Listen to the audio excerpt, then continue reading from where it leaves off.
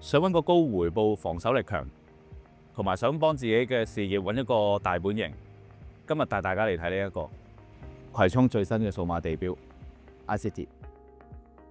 發展商最新推出第2期工作間，震撼市場開出開心價，入場費由原本嘅400幾萬大幅下調到200幾萬起。入場門檻固然親民，但係呢個並唔係 iCity 最大優勢。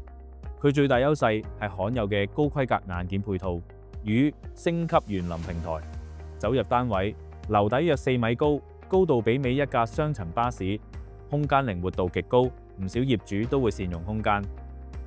而且每個單位都配備獨立分體式冷氣、電子門鎖以及市場極罕有內置獨立洗手間，完美支援24小時全天候工作。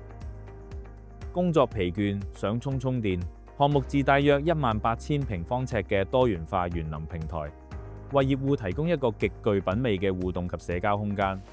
數據勝於一切 ，iCity 自2024年初入伙以嚟，不足1年，出租率已超過90%，直到今年初更已經錄得320宗租賃，尺租達35蚊，客源非常多元化。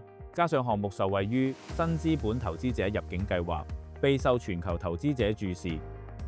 另外，iCity 嘅大灣區半小時生活圈優勢亦不容忽視。經西九核心交匯點，只需4站就接通國內外。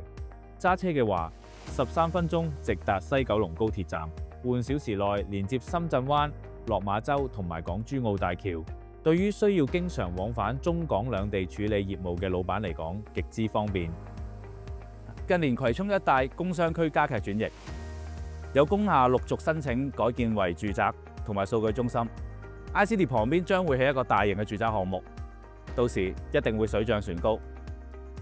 想了解更多或者預約睇樓，即刻聯絡我哋美聯工商啦。